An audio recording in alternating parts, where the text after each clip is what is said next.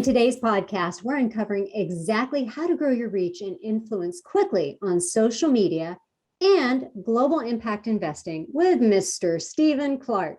Hey gang, it's Erika Warfield with the Influencer Experience of Influencer TV, where we fill you in on how CEOs and founders build their influence. Be sure to check out any relevant links that Stephen and I mentioned down in the description field below. And if you like the podcast, we'd be so grateful for your support. Please give us the thumbs up, the comment, and subscribe to catch more wisdom and growth hacks. Stephen, you're the founder and CEO at RTG Group, and you're also an author, a speaker, an impact investor, and a former NHL hockey player. And if memory serves, I believe you were also an EVP of event development and sponsorships at Saatchi & Saatchi. That's true. Actually, I sold my company and went there for 4 years. And it was quite an interesting, especially after being an entrepreneur for so long, to go back into the corporate world while we transitioned that out. But it, obviously a great company. Saatchi is one of the top brands in the world, in the advertising world, number 2 volume wise. And so it was a great experience. And but I was glad to leave, quite frankly. It was one of those things. I know, right? There's something about when you're an entrepreneur and then you have to go back to a job, you realize that job stands for Journey of the Broke. Yeah. Well, for me, it was a transition period that I had to transition the sale out. So it was a little bit different because it wasn't necessarily you had to go back to work, but that was part of the deal because the clients and everything like that. So I knew exactly how long I was going to be there and, how long I had to be there. So it was a little bit different than, I know some people, maybe the journey hasn't been as successful. And so they've had to go back, to work. And that certainly I feel for them on that. So but for me, it wasn't that bad, but it was still... After so long being an entrepreneur. It was a great place. If you had to go back, that was a great place. Let's get into highlighting 2 of the key points about how Stephen builds influence for himself and others through social impact and the power of giving, because this is huge for Stephen. So make sure you stick around too, right up to the end, because that's when we're going to explore his biggest discovery, and that would be on how to make an impact at the global level through impact investing. So Stephen, you were one of the first I ever heard talk extensively on social impact. Tell us why you're so passionate about it and what it is. So I came back kind of from out of retirement, so to speak, to really make a positive impact in the world. And coming from the advertising world, I gathered a lot of data. And I could see that the real need for change in the giving space. And I think a lot of people will not disagree with this. I think that the charity model is broken. In fact, I know it is. We give $450 billion every year in North America to charities. The causes are not going down. In fact, in some cases, like feeding and homelessness, they're going up. So I really kind of started searching for what the answer was. And I was a creative business strategist in the advertising world. So I just felt that, if I needed to, I could create a new strategy. And I discovered impact investing, which started, by the way, about 20 years ago in Europe. And I started realizing that a lot of these high net worth individuals were looking to take a part of their accumulated wealth and put that back into causes or businesses that were doing good. And I really got inspired by that. And I thought, okay, you know what? I will create a new model around this, and I will become an impact investor. I will put my money in, and not for a return, but to do good.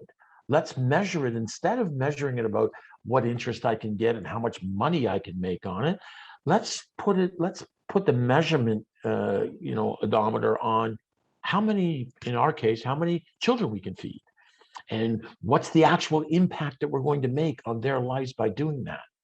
And everything changed for me then. I just literally became a different person.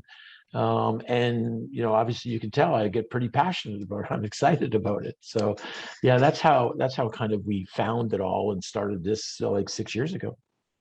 No, I think that's awesome because, you're right. The charity model is broken. I know when I have gone in as a volunteer and seen the level of waste or, whether that's a soup kitchen or that's someplace where you go to get clothes, the level of waste is phenomenal. And it seems like nobody knows where the pennies or the shekels are going. Yeah, I think the reality is, and let's be really clear so that everybody understands that this is not, I mean, charities have great intentions. Nonprofits have great intentions. It's not their intention. The model is broken. If the model is broken, it doesn't matter what your intentions are, it's just not going to get done. And so transparency, now, by the way, this is really, really important. The younger generation, they don't want transparency, they demand it.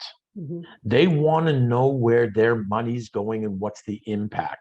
And the other thing, and we might as well get used to this, a lot of us are already familiar, we have kids, is they want to know what's in it for them. Well, you're doing good. No, well, like what else? And so when we looked at that and we studied all this data before I created the model, I said, why would we not build a model that offers those three things? Full transparency, what the impact is, and develop something so they can win more than they put in. And that's, I believe, the future. And they'll be known as for-profit social enterprises. And I think that's what you're seeing right now. I do. I think there is a big switch to that model. And I think you're right. I think especially with this younger generation, with the way they're watching just everything unfold. And you're right, there's a difference between the model being broken and what's in someone's heart. Obviously, a charity is not wanting to do anything untoward. It's just, this is the system that they have, and you're sort of the system revitalizer.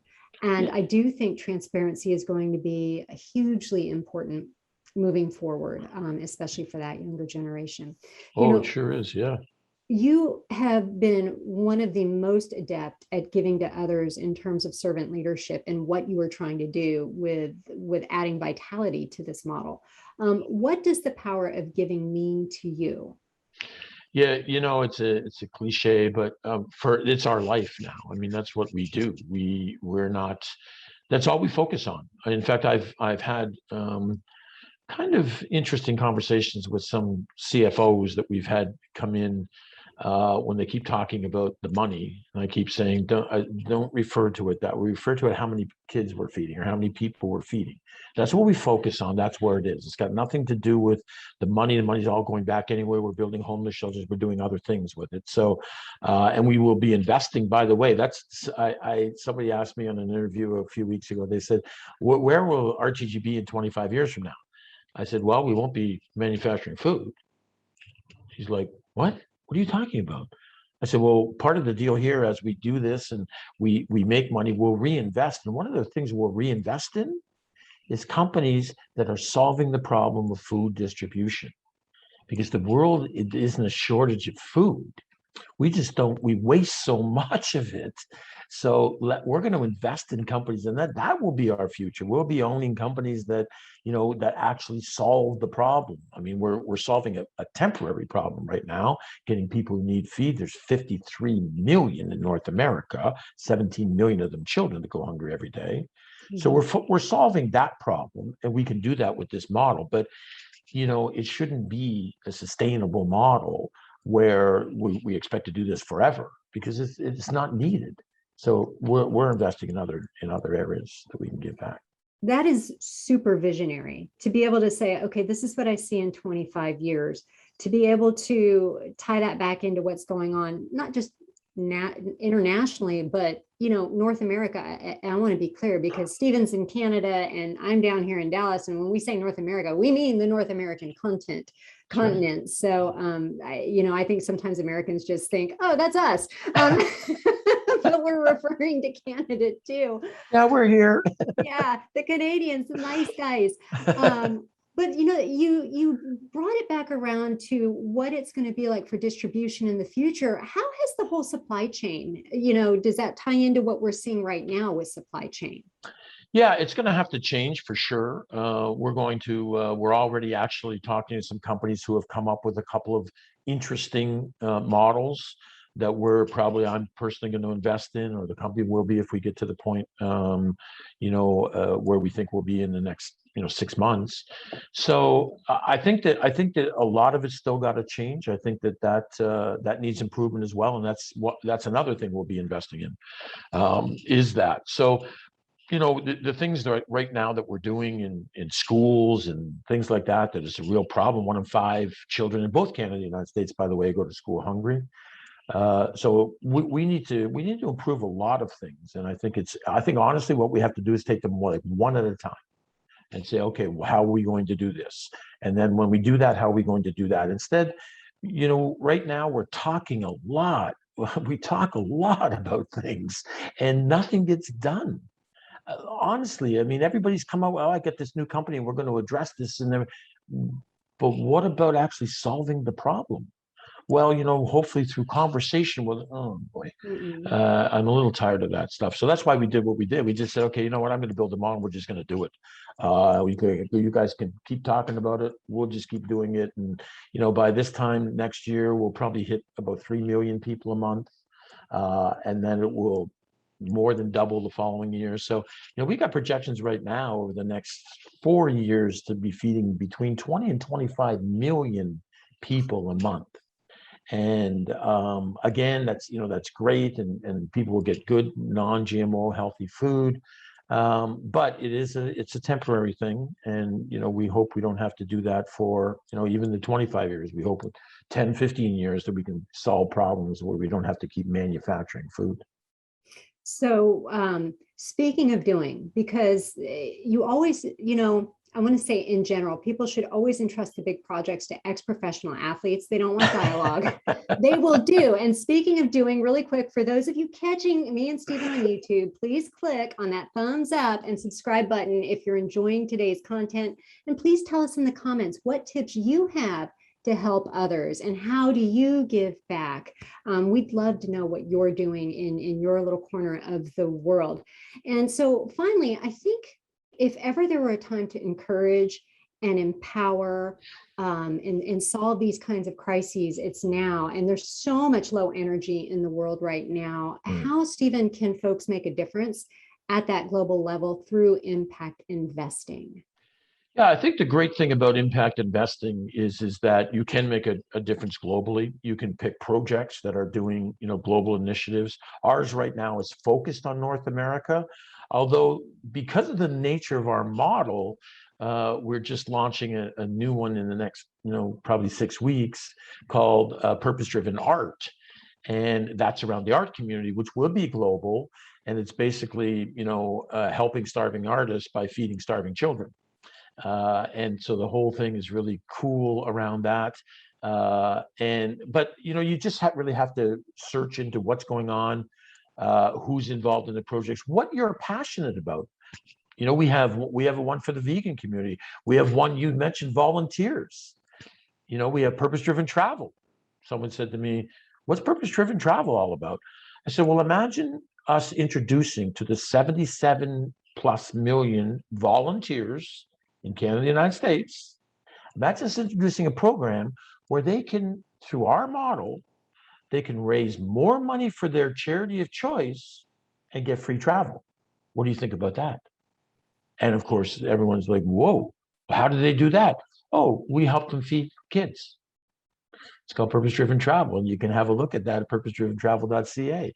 So it's a really cool program that will tap into those, and just with projections of having 10,000 of those 77 million volunteers, each feeding 500 children in the next 3 years, that will feed 5 million children a month.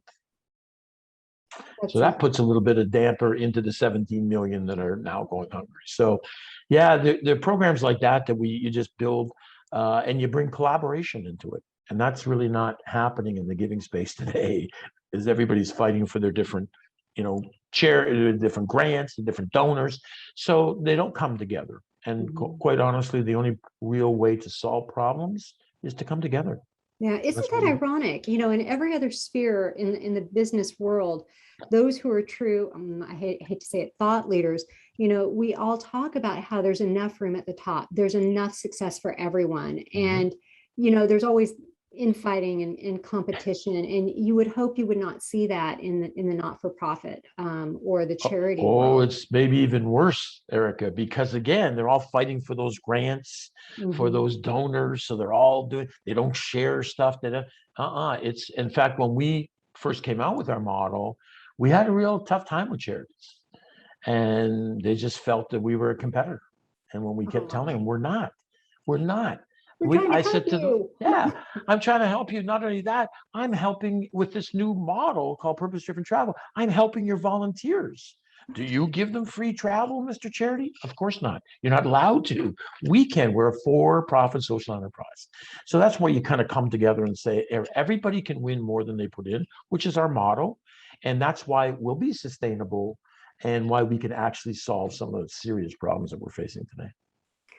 So we are coming to the end. What is the best way for folks to reach out to you to learn more about how to build their influence, purpose-driven heart, the vegan meal replacement bars to feed the hungry? We already talked about purpose-driventravel.ca, impact investing. What are some of the best ways and places that folks can reach you? So I'll gladly, I have no issue giving my email. Email is always the best way to get a hold of me. It's just Clarke, Clarke, at rtggroupinc.com. I respond to all emails. They can certainly get a hold of me on social media. As you know, you and I are connected on LinkedIn, and I'm on some of the other ones. But yeah, I'm always willing. And by the way, we're always open to ideas. Collaboration is king. That's how we grow our company. So always open to looking and talking to people. Any way we can help, certainly we can do that. Awesome. That was super fun. Be sure you like, subscribe, and comment to let us know your biggest takeaway about all of the wisdom that Stephen Clarke just shared with us. Thank you so much, Stephen, and we will catch all of you next time. Thanks again. Thank you. My pleasure.